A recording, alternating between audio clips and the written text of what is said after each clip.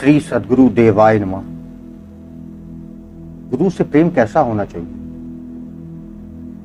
ये कोई पंडित राजेंद्र दास जी से पूछे। ऐसा गुरु से प्रेम किया कि पूछो नहीं। गुरु का विछोह बर्दाश्त नहीं कर पाते थे, घंटों रोया करते थे, भूख प्यास सब खत्म हो जाती थी। ऐसा गुरु से प्रेम किया, इसी प्रेम में उनको सब कुछ दिला दिया। तो इस कथा को पूरा जानने के लिए इस वीडियो को आखिर तक अवश्य देखिएगा। लेकिन उससे पहले जिन लोगों ने गोकुल भवन अयोध्या यूट्यूब चैनल को अभी तक सब्सक्राइब नहीं किया है, तो उनसे निवेदन है कि उस चैनल को सब्सक्राइब कर दें और बेल आइकन अवश्य दबा दें, जिससे नए वीडियो के नोटिफिकेशन समय समय पर आपको मिलते रहें। मैं आज भक्त भगवान चरतावली से जिस अनमोल मोती की कहानी सुनाने जा रहा हूँ, वो है दरभंगा के पंडित राजेंद्र दास जी। पंडित राजेंद्र दास जी एक संभ्रांत परिवार के विद्वान व भाव प्रधान हृदय के थे। उनसे अपने गुरु का विछोह सहा नहीं जाता था। एक बार की बात है, जब उनके गुरुदेव यानी महाराज श्री परमानंद श्री राम मंगल दास जी महाराज कानपुर जाने के लिए स्टेशन गए थे। वह भी अपने अन्य भक्तों के साथ गाड़ी में बैठाने के लिए आए थे। गाड़ी के चले जाने के बाद सब लोग तो आश्रम लौट आए, किंतु वो रेल की पटरी पकड़े पकड़े गाड़ी के पीछे पीछे फैजाबाद की ओर चल दी। आश्रम पर एक दो दिन भक्तों ने उनकी प्रतीक्षा की। जब वो नहीं आए तो उन्हें ढूंढने के लिए लोग निकल पड़े। खोजते खोजते गुप्तार घाट पहुंचे तो देखा सरयू तट पर सीढ़ियों के नीचे बड़े भावावेश में बैठे हैं। जब उनसे पूछा गया तो अपना भाव छिपाने की चेष्टा करने लगे। उनकी आंखों से अश्रुधारा बहने लगी, सुर्ख और चेहरा लाल हो गया।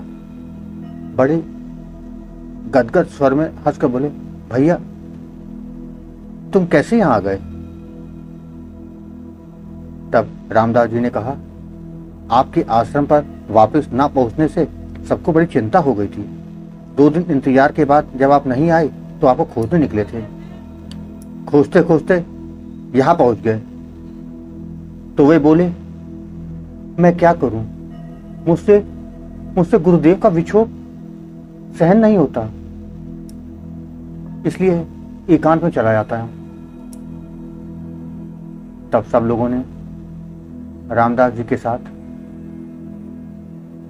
उनको सांत्वना दी और उनको अपने साथ आश्रम ले आए। एक दिन गुरुदेव ने पंडित राजेंद्र दास जी से पूछा, पंडित, जानकी बाग में कलंदर शाह ने भजन किया है, वह बड़ा सिद्ध स्थल है, तुम जाकर उस गुफा में बैठकर अभ्यास करो। गुरु की आज्ञा। पंडित जी के इशारे आंखों पर वो तुरंत वहां चले गए और वो गुफा में बैठ के भजन में लग गए। उन्होंने अपना भोजन को सूक्ष्म कर दिया। सोते भी बहुत कम थे। थोड़े ही दिनों में उन्होंने सब कुछ प्राप्त कर लिया जो भजन के द्वारा प्राप्त किया जा सकता है। उसके बाद वो अपने गुरुदेव के पास आए, महाराज जी के पास आए और अपना सारा हाल बताया। आश्रम में कुछ दिन रहे। उसके बाद दरभंगा जिले के महमदाद नामक गांव को चले गए। बाबू जगन्नाथ प्रसाद के मंदिर में रहकर भगवत चिंतन में लग गए। सन 1942 में एकादशी के दिन अपने गुरु भाइयों से कहे, आज मैं अपना शरीर छोड़ूंगा, तुम लोग बड़े मधुर स्वर में श्री सीताराम नाम का संकीर्तन करो। फिर एक विद्यार्थी से बोले, तुम गीता के 5वें अध्याय का पाठ सुनाओ। वे स्वयं कुश की चटाई में बैठ गए। इधर पाठ कीर्तन हो रहा था कि कुछ भक्त पूसा रोड से एक डॉक्टर बुला लाए। डॉक्टर ने आकर आला लगाया तो कहा, हमारी समझ में कुछ नहीं आ रहा कि ये जिंदा कैसे हैं। आले में दिल की हरकत कुछ नहीं मालूम देती, ना नब्ज चल रही है, फिर जिंदा कैसे हैं? तो वे डॉक्टर से बोले, और कहे आप अपनी फीस ले लो और जाओ, ये आपकी समझ में नहीं आएगा। उन्होंने सब भक्तों को संबोधित करते हुए कहा कि 2 घड़ा मिट्टी के ले आओ। मिट्टी भरकर इस चटाई में शरीर को लपेटकर घड़े कमर से बांधकर बागमती नदी के बीच में नाव से जाकर छोड़ देना, शरीर डूब जाएगा।